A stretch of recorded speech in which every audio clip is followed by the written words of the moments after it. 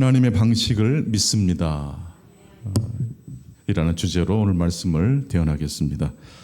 만약 여러분에게 어떤 사람이 실패한 사람이 찾아와서 나에게 한 말씀을 좀 들려달라고 하면 여러분들은 어떤 말씀으로 그분들에게 용기를 북돋아 주시겠습니까? 제일 힘이 되는 말씀은요, 성경 구절입니다. 저도 병원 신방이나 또 임종을 앞두신 성도님들에게 찾아갔을 때 인간의 말로 위로해 주는 거 조금 도움은 됩니다. 근데 가장 강력한 것은 무엇이라고요? 하나님의 말씀입니다. 이스라엘이 망했을 때 하나님은 어떻게 이스라엘 백성들을 위로하시고 권면하셨다고 그랬습니까? 근원으로 돌아가라. 그래서 역대상 1장부터 9장까지의 내용은 그 족보입니다. 이스라엘의 족보가 쭉 기록되어 있는데 그 족보의 시작 출발 지점이 조금 특이했다고 말씀드렸습니다. 역대상 1장 1절을 보니까 이 족보가 아브라함으로부터 시작되지 않고 누구로부터 시작돼요? 아담으로부터 시작돼요. 아담 그리고 셋, 에노스로 이렇게 연결되는 걸 볼 수 있습니다. 아담에서 시작된 족보다라는 이 말씀은 아담은 단순히 이스라엘의 조상이 아니고 모든 인류의 조상이라는 이야기입니다. 한번 따라서 해보실까요? 우리는 아담의 자손입니다. 영국 사람도 프랑스 사람도 아프리카 사람도 미국 사람도 한국 사람도 누구의 후예라고요? 아담의 후예입니다. 태초에 하나님께서 이스라엘 백성들이 페르시아 제국의 지배를 받고 있을 때 태초로 돌아가서 너희들의 근원이 어디서부터 시작되는지를 생각하라고 하셨습니다. 아담으로부터 시작됐다는 것을 깨닫는 순간 하나님은 페르시아 사람과 이스라엘 사람을 태초에 창조하신 게 아니라 무엇을 창조하셨어요? 사람을 창조하셨죠. 아담을 창조하셨죠. 그러니까 페르시아 제국의 지배를 받고 있지만 다 같이 아담의 자손입니다. 승자와 패자를 뛰어넘는 그 지점까지 돌아가 버린 거예요. 알고 보면 사실 우리 모두는 이렇게 저렇게 구분짓고 서로 거리를 두는 것처럼 하지만 알고 보면 다 누구의 자손이에요? 아담의 자손이에요. 태초에 하나님께서 미국 사람과 아시아 사람을 창조한 게 아니라 태초에 사람을 창조하셨어요. 아담을 창조하셨어요.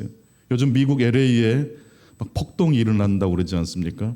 이민 불법 체류자들을 막 추방을 하는 통에 오랜 시간 미국 곳곳에서 3D 업종 그런 일들을 하면서 겨우겨우 연명했던 분들이 이제 추방을 앞에 두니까 얼마나 공포에 휩싸였겠어요. 미국 사람들은 어디로 돌아가면 이 문제를 해결할 수 있는데 자꾸 현실에만 급급하는 것 같습니까? 아담으로 돌아가면 되는데. 태초에 하나님은 경상도 사람과 전라도 사람을 따로 창조하시지 않고 아담을 창조하셨습니다. 실패했을 때 어디로 돌아가야 돼요? 근원으로 돌아가야 돼요. 오늘은 두 번째 하나님께서 일하시는 방식에 대한 말씀입니다. 하나님은 어떻게 일하십니까? 오늘 말씀의 핵심 메시지는 하나님은 부분이 아닌 전체를 통해서 일하시는 하나님이라는 것입니다. 같이 한번 해보시겠습니다. 하나님은 부분이 아니라 전체를 통해서 일하십니다. 오늘 본문 구약의 역대상 11장 1절과 3절 상반절만 읽어보겠습니다. 먼저 역대상 11장 1절입니다. 온 이스라엘이 헤브론에 모여 다윗을 보고 이르되 우리는 왕에 가까운 혈족이니이다. 그냥 이스라엘이 아니고 온 이스라엘이라겠죠. 12개 지파의 모든 백성들을 대표하는 장로들이 다윗에게 찾아온 것입니다. 역대상 11장 3절 상반절 계속해서 이어서 읽겠습니다. 이에 이스라엘의 모든 장로가 헤브론에 있는 왕에게로 나아가니. 그러니까 온 이스라엘 모든 장로, 올이란 뜻이에요.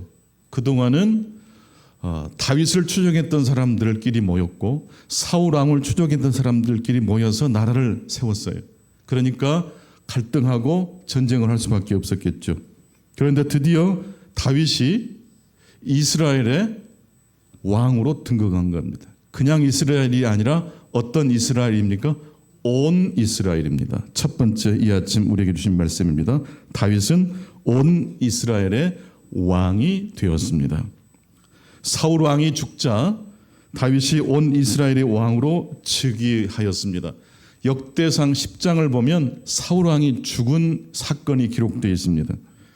그런데 10장 다음에 11장 사울이 죽자마자 다윗이 곧바로 온 이스라엘의 왕으로 등극한 것처럼 읽을 수 있겠습니다마는 사실은 사울 왕이 죽고 난 다음에 바로 즉시 다윗이 이스라엘의 왕이 된 건 아니었어요. 7년 6개월을 더 시간을 견뎌야 했습니다. 하나님은 부분을 통해서 일하시지 않고 전체를 통해서 일하십니다. 좋은 이야기만 가지고 일하시지 않고 빛과 어둠을 섞어서 일하십니다. 사울 왕이 죽으면 모든 문제가 즉각 해결될 줄 알았어요. 근데 그게 아니에요. 7년 6개월을 더 지나야 했던 것입니다. 왜 하나님은 문제를 즉각적으로 해결해 주지 않으셨을까요? 저한테 물어보지 마세요. 저도 몰라요. 왜 하나님은 사울 왕이 죽자마자 다윗을 이스라엘의 왕으로 세워주지 않으셨을까요? 저도 몰라요. 하나님만 아셔요. 하나님이 그렇게 일하신다는 것을 성경이 말씀하고 있습니다. 어찌됐든 다윗은 헤브론에서 7년 6개월 동안 그 시간을 견뎠습니다. 당시 헤브론은 블레셋이라는 나라에 조공을 바치면서 겨우겨우 연명했던 작은 성읍이었습니다. 생각해 보세요. 온 이스라엘의 왕이 되면 블레셋과 대결도 할 수 있고 막강한 힘을 자랑할 수 있는데 하나님은 7년 6개월 동안 다윗이 헤브론이라는 작은 성읍의 군주가 돼서 블레셋이라는 나라에 조공을 바치게 했어요. 수치스러운 시간을 견디겠다는 뜻이에요. 하지만 다윗은 서두르지 않았어요. 다윗은 그 7년 6개월을 견뎠어요. 왜 그랬을까요? 다윗은 담대하게 하나님께서 일하시는 방식을 신뢰했기 때문입니다. 성도 여러분, 담대하게 하나님께서 일하시는 방식을 신뢰하시겠습니까? 그럼 7년 6개월 동안 기다리셔야 돼요. 자존심을 내려놓아야 될 순간들이 우리에게도 찾아온다는 것이에요. 하지만 7년 6개월이 지나자 이스라엘의 모든 장로가 다윗을 찾아와서 하나님 앞에 언약을 체결하고 기름 부어 온 이스라엘의 왕이 되게 했습니다. 온 이스라엘, 영어로 all입니다. all. 기억나십니까? 만사가 잘 될 것입니다. All will be well. 여러분, 여러분의 가정, 여러분의 일터가 하는 일마다 만사가 잘 되시기를 축원합니다. 이게 설교를 계속 들으셨던 분은 기억하실 거예요. 하는 일마다 잘 되는 게 아니라 하나님의 만사는 좋은 일도 있고 굳은 일도 포함되어 있는 거예요. 결국 그 모든 일들이 해피엔딩이 된다는 의미지 모든 순간이 빛나는 순간은 되는 것은 아니라는 말씀입니다. 다윗이 온 이스라엘의 왕이 될 수 있었던 비밀은 다윗이 하나님이 일하시는 방식을 담대하게 신뢰할 수 있었기 때문입니다. 다윗이 왕이 되기 전에 먼저 도망자의 삶을 살았지 않습니까? 그렇죠? 굉장히 괴로운 시절이 있었어요. 그리고 사울 왕이 죽었습니다마는 즉각 왕이 되지 못했어요. 또 7년 6개월을 지나야 했습니다. 하나님의 일하시는 방식에는 직선만 포함되어 있지 않고 곡선도 그 다음에 웅덩이도 포함되어 있어요. 돌뿌리에 걸려 넘어지는 순간도 포함되어 있어요. 특별히 하나님의 일하시는 방식에는 다윗을 괴롭혔던 사울 왕도 포함되어 있을까요? 반드시 포함되어 있습니다. 그리고 다윗은 그 사울 왕을 감당했습니까? 하나님의 뜻으로 이해하고 수용했습니까? 아니면 사울 왕을 미워하고 정죄했습니까? 다윗이 사울 왕을 2번 정도 죽일 기회가 있었지만 옷자락만 살짝 베어버리고 사울 왕을 죽이지 않았어요. 왜 다윗이 사울을 죽이지 않았어요? 하나님이 기름 부어 세우셨기 때문에, 하나님의 일하시는 방식을 신뢰했기 때문이에요. 때가 되면 하나님께서 합력해서 선을 이루실 거라는 그 믿음이 있었기 때문이에요. 하나님의 일하시는 방식을 믿는다는 것은 무엇을 의미할까요? 여러분, 남자라는 말은요, 누가 있다는 걸 전제합니까? 여자가 있다는 것을 의미합니다. 어둠이 있다는 건요, 빛과의 관계 속에서 어둠이 규명되지 않습니까? 즉, 아침이 있다는 것은 무엇이 있어요? 저녁이 있고, 남자가 있으면 여자가 있고, 하늘이 있으면 땅이 있고, 왼쪽이 있으면 오른쪽이 있고, 동쪽이 있으면 서쪽이 있고, 찬성이 있으면 반대가 있고, 악원이 있으면 적군도 있고, 성공이 있으면 실패도 있고, 죄가 있으면 은혜가 있습니다. 니치첸이라는 분이 그런 말을 했어요. 거울이 없다면 우리 얼굴을 볼 수가 없죠. 거울은 우리 얼굴을 보여줘요. 근데 거울이 우리에게 보여주지 못하는 게 있어요. 우리의 약점까지는 보여주지 못해요. 그래서 하나님은 우리에게 누구를 보내주세요? 나를 힘들게 하는 사람, 적을 통해서 우리의 무엇을 깨닫게 하셔요? 결점을 깨닫게 하세요. 다윗에게 적은 누구였죠? 사울 왕이었잖아요. 그래서 다윗은 자신의 무엇을 깨달았을까요? 결점을 깨달았어요. 그래서 다윗이 도망 다닐 때 힘들고 어려웠던 시절에 그가 상처받고 또 웅크리고 살지 않았고 오히려 시편을 썼다는 걸 우리가 알지 않습니까? 시편을 보면 다 회개 기도예요. 분명히 사울 왕이 자신을 이유도 없이 죽이려고 달라들었는데 다윗은 그 일을 계기로 해서 누구께 나아가요? 하나님께 나아가고 그 기도의 대부분이 무엇이었어요? 참회의 기도였어요. 난 여러분들이 시편을 가까이 하셨으면 좋겠어요. 시편은 우리의 뭘 알려줘요? 우리의 약점을, 우리의 있는 진짜 모습을 보여줘요. 그리하여 누구를 향해 나아가게 만듭니까? 하나님께 나아가도록 인도합니다. 다윗은 부분이 아닌 전체를 통해서 일하신 하나님을 신뢰했어요. 다윗은 사울 왕을 통해서 자신을 빚어 내시기를 원하시는 하나님의 신실하심을 신뢰했습니다. 반대로 사울 왕은 어땠습니까? 온 이스라엘의 왕이 되었던 사울은 다윗을 수용했습니까? 다윗이 왜 미운 털에 박혔죠? 이 일을 불성실하게 했기 때문에, 이 일을 너무 잘했기 때문이에요. 전쟁에 나가서 많은 공을 올렸어요. 골리앗도 이겼고 많은 전투에서 승리를 거두었어요. 백성들이 칭찬을 아끼지 않았어요. 그래서 사울 왕이 다윗을 미워하기 시작한 거예요. 자기보다 능력이 더 많았기 때문에. 사울은 하나님께서 부분이 아닌 전체를 통해서 일하신다는 사실을 믿었나요? 신뢰하지 못했어요.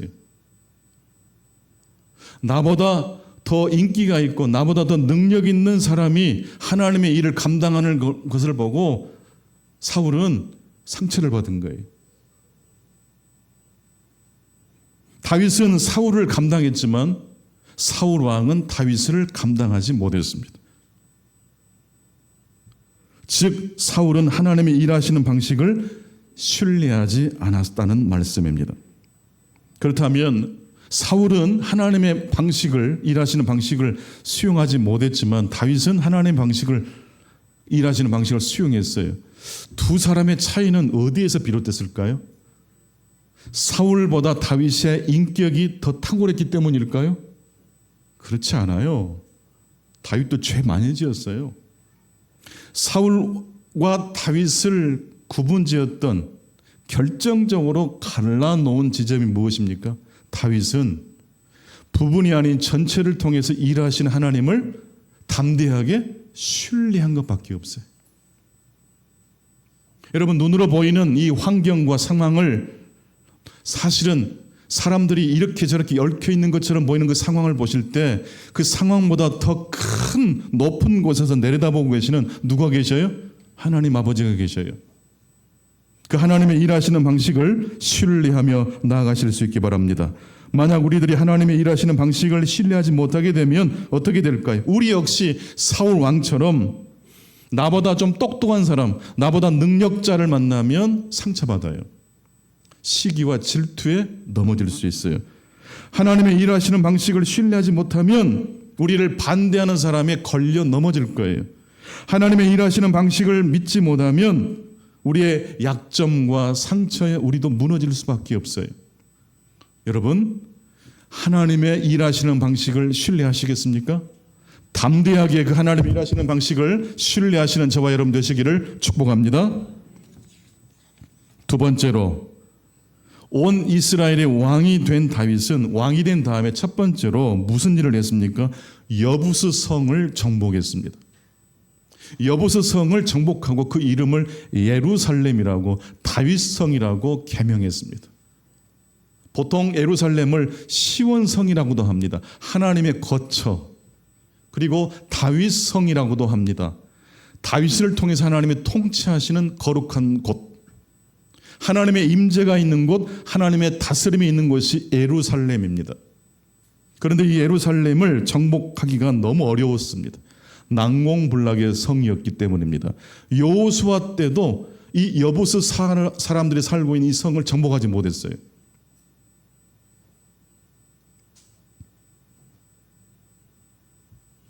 그렇다면 어떻게 해서 여부스 성을 다윗이 정복할 수 있었을까요? 역대상 11장 4절에 그 비밀이 나옵니다. 역대상 11장 4절 말씀 같이 읽겠습니다. 시작. 다윗이 온 이스라엘로 더불어 예루살렘 곧 여부스에 이르니 여부스 땅의 주민들이 거기에 거주하였더라. 다윗은 여부스 성을 정복할 때 어떻게 했죠? 아주 훈련이 잘 되어 있는 군인들만 끌고 갔나요? 온 이스라엘과 함께 갔나요? 온 이스라엘이라는 부분에 이 방점을 찍으셔야 돼요. 여부스 주민들은 다윗의 군대를 어떻게 평가했는지 11장 5절을 한번 같이 계속해서 읽겠습니다. 시작. 여부스 주민 원주민이 다윗에게 이르기를 내가 이리로 들어오지 못하리라 하나 다윗이 시온 산성을 빼앗았으니 이는 다윗성이었더라. 여부스 사람들이 다윗의 군대가 왔을 때 첫 번째 반응이 뭐였어요? 코웃음을 쳤어요. 너네들 안 돼. 여호수아도 못한 일을 너네들이 어떻게 해? 우리 성은 난공불락의 성이야. 자신감이 넘쳤어요. 여러분, 왜 여부스 성이 정복당했는지 아세요? 무엇 때문에 넘어졌을 것 같아요? 자신감 때문에. 여러분, 이 세상이 운영되는 원리는 언덕 위에 공이 있기 때문일까요? 온 안에 공이 들어가 있기 때문일까요? 온 안에 공이 있는 이 공은 안전해요. 금방 균형을 잡을 수 있어요. 근데 이게 정상적인 이 세상을 대변하는 이야기처럼 보이지만 실제로는요. 여러분, 오늘 아침에 교회 오실 때 무슨 일이 있으셨어요? 없으셨죠. 이게 당연한 겁니까? 놀라운 일입니까? 근데 우리가 당연한 것을 선물로 여기지 못하는 이유는 생각하지 않고 살기 때문이에요. 당연하다고 생각했기 때문이에요. 여러분, 난공불락인 이 여부스 성은 항상 언제나 영원토록 강력한 성입니까? 그 성에도 약점이 있을까요? 없을까요? 있어요. 살짝 뭐가 좀 어긋나면 그 성도 어떻게 돼요? 무너지는 거예요. 격투기 경기를 가끔씩 볼 때가 있어요. 뭐 짤로 막 뜨잖아요. 그러면 제일 재밌는 게 상대가 안 되는 선수가 자기보다 월등한 선수를 쓰러뜨리는 장면이 있어요. 그때 제가 깨달았어요. 아, 여부스가 이래서 무너졌겠구나. 훨씬 등치도 크고 실력도 좋은데 그래서 계속해서 승승장구한 강력한 선수인데 영원히 강력할 수 있나요? 약점이 없나요? 늘 승리를 거두었기 때문에 사람은 착각할 수 있어요. 여부스 성도 착각했기 때문에 무너진 거예요. 여러분 건강하시기 바랍니다. 근데 건강을 계속 유지하시려면 건강에 자신하지 마시고 늘 정기검진 잘 받으시고 멜 것 없이 운동하시고 멜 것 없이 우리의 삶을 심플하게 갖고 나가실 수 있기를 바랍니다. 그냥 되어지는 것 하나도 없어요. 여부스 성이 무너진 이유는 그들이 하나님이 일하시는 방식과 정반대로 행동했기 때문이에요. 이번에도 우리는 승리할 거야. 이게 그들을 무너뜨린 거예요. 신앙인의 덕목은 첫 번째도 그러므로 겸손이고 두 번째도 무엇일까요? 겸손이고 세 번째도 겸손입니다. 자신감을 가졌기 때문에 무너진 것이에요. 반대로 다윗은 왕이 된 다음에 여부스 성을 정복할 때 어떻게 했다고 그랬습니까? 온 이스라엘을 데리고 갔어요. 과장법이지만 그 정도로 준비를 철저히 했다는 것이에요. 자신감만 가지고 하지 않았다는 거예요. 내가 미처 파악하지 못한 부분까지 꼼꼼히 살피고 더 했다는 뜻 아니겠습니까? 정말로 최선을 다해서 준비해서 여부스성을 정복한 것입니다. 학생들이 시험 공부할 때 시험 출제될 가능성이 높은 문제만 시험 공부하면 어때요? 운이 좋으면 100점 맞아요. 근데요, 운이 나쁘면 진짜 50점도 맞을 수 있어요. 근데 진짜 실력 있는 친구들은 평상시에 시험 문제에 나올 문제만 공부하지 않고 모든 문제를 풀어요. 여러분 성경을 읽으실 때도 마찬가지예요. 중요한 구절에만 밑줄 긋지 마시고 모든 구절을 다 읽으세요. 특별한 날만 하나님께 감사하는 게 아니라 모든 날 하나님의 역사하심을 눈치채시는 저와 여러분 되시기를 축원합니다. 이 세상은 여부스 성뿐만 아니라 이 세상은 언제나 작은 사람들의 손길로 유지되고 보존되는 것입니다. 마지막 세 번째, 여부스 성을 정복한 후 다윗은 다시 한번 뒤집어졌습니다. 여부스 성을 정복한 다음에 얼마나 다윗이 어깨가 올라갔겠어요. 그런데 오늘 역대상의 이야기의 결론 부분에 9절 말씀이 나와요. 다윗이 왕이 되고 여부스 성을 정복한 다음에 그 스토리의 결론은 무엇이었습니까? 9절 같이 읽겠습니다. 만군의 여호와께서 함께 계시니 다윗이 점점 강성하여 가니라. 다윗의 전략 때문에 승리한 게 아니었어요. 누가 함께 하신 거예요? 여호와 하나님이 함께 하시니 다윗이 점점 강성해진 것이었어요. 여호와께서 함께 하시니 하나님의 방식이 통했다는 뜻이에요. 하나님의 방식은 부분만 가지고 일하시지 않고 쓸데없다고 생각되는 그 부분까지 다 포함해서 일하시기 때문에 하나님을 신뢰하는 성도들은 눈이 맑아야 돼요. 가슴이 뜨거워야 돼요. 그렇지 않으면 쓱 지나가 버려요. 그렇게 하지 않으면 범사에 감사할 수 없어요. 원래 내가 열심히 잘 살아서 잘 된 거야 라고 착각해요. 만군의 여호와께서 함께 계시니 다윗이 점점 강성하여 가니라. 이 다윗의 스토리의 결론은 핵심은 바로 이것이었어요.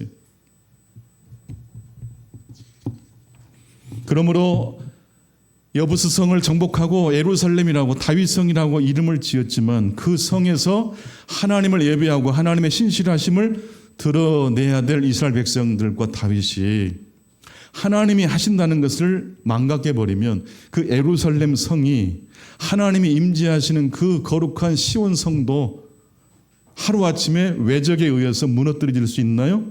있다는 이야기를 하고 있습니다.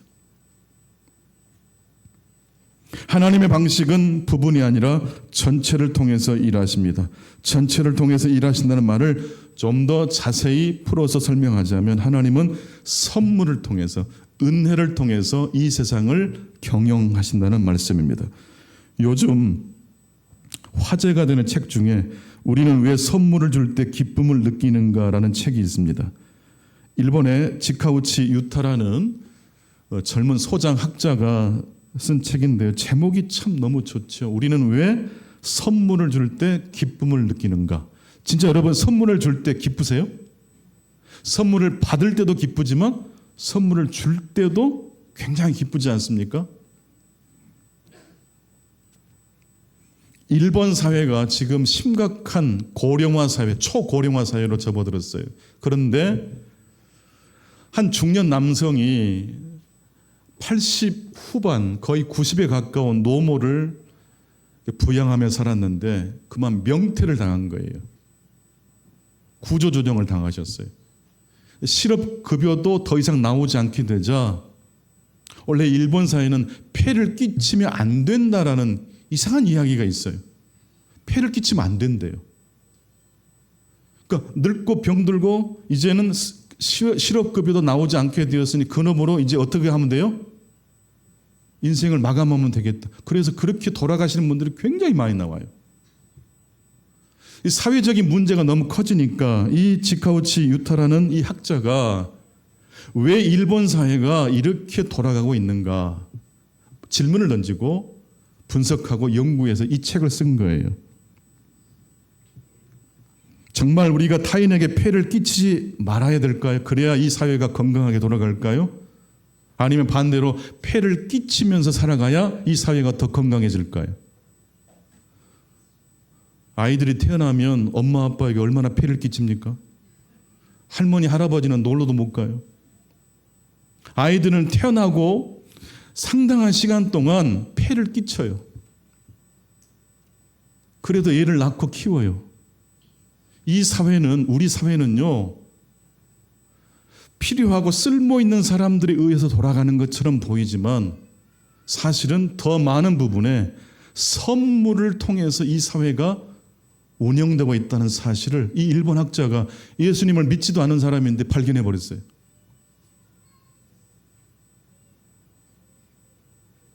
우리 사회는 특히 교환 가치로만 굴러가고 있습니다.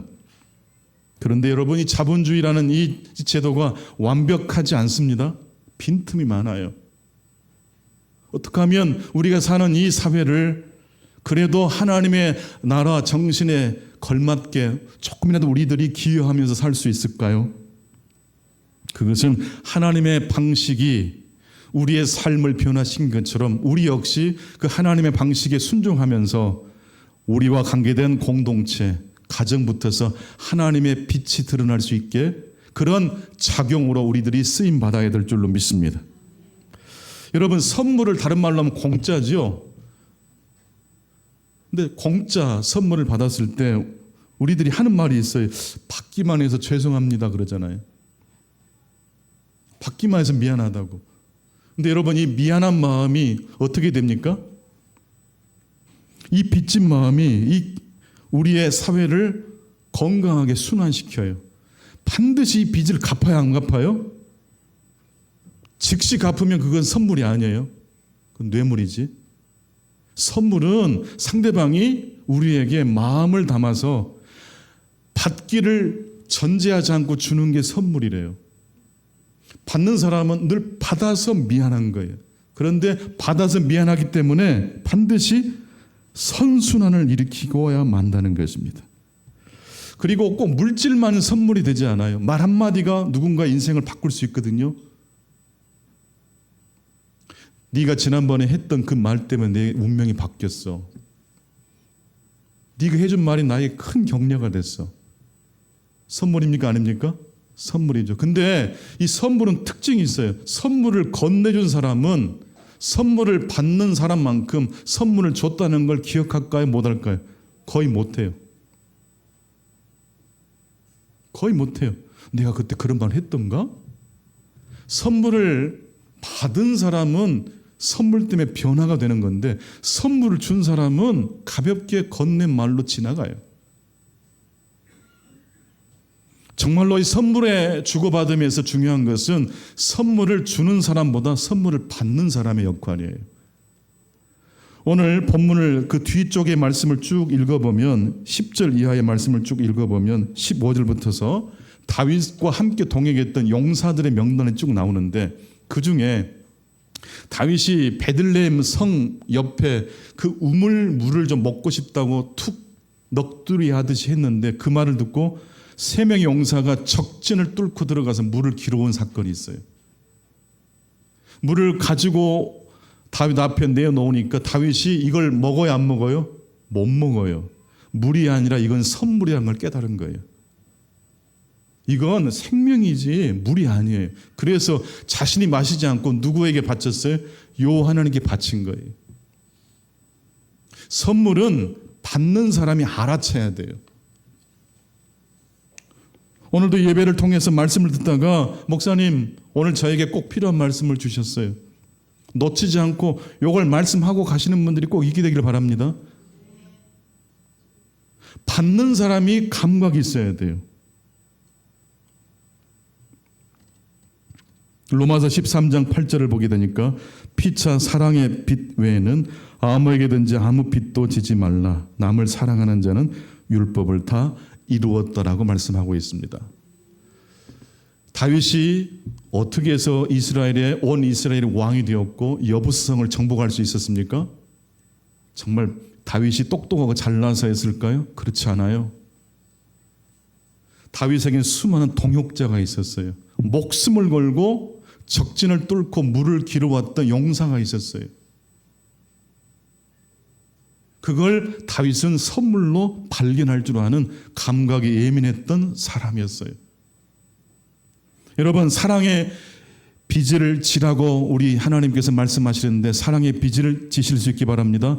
누군가에게 폐를 끼치란 뜻이에요. 사랑의 빚을 졌다는 것은 누군가에게 도움을 받았다는 뜻 아닙니까? 사랑의 빚을 지실 수 있기 바랍니다. 더 나아가서 누군가에게 사랑의 빚을 지우는 그런 존재가 되실 수 있기 바랍니다. 선물을 받는 사람이 되시고 선물을 주는 사람이 되십시오. 그리고 선물을 줄 때는 반드시 에티켓이 있어요. 이거 내가 주는 선물이야 라고 말하면 안 된대요. 이거 별것 아니에요. 오다가 주웠어. 이렇게. 약간 유머를 넣어서 상대방이 부담 갖지 않게.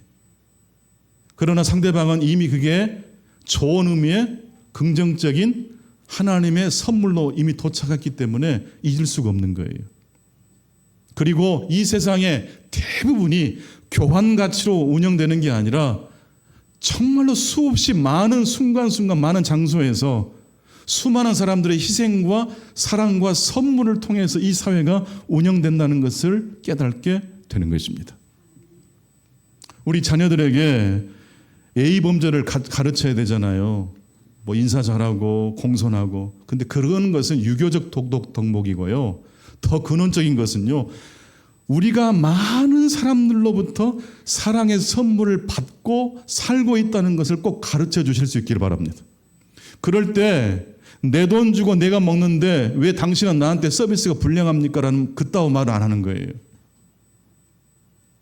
갑질을 하지 않게 되는 거예요. 내 돈 주고 내가 당연히 서비스 받는 거 아니에요. 이렇게 말하는 건 그리스도인이 아니에요.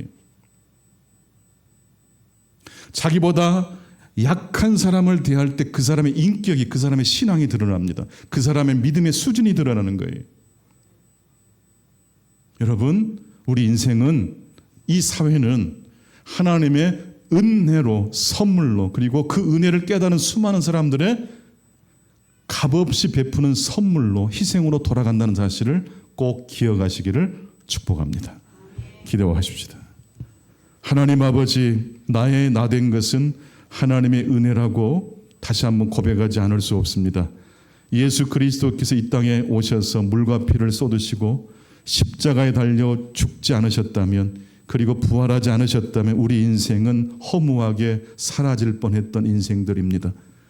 선재하신 하나님의 은총이 있었기 때문에 이 지구가 지금도 운영됩니다. 우리 공동체가 우리의 노력만으로는 절대로 운영되지 않습니다. 하나님의 지극하신 은총을 힘입은 저희들이 하나님의 방식대로 살아갈 수 있도록 도와주옵소서. 우리 충광교회 그런 정신으로 아름다운 공동체를 꾸려나갈 수 있도록 복내려 주옵소서. 예수 그리스도 이름으로 기도하옵나이다. 아멘. 다 같이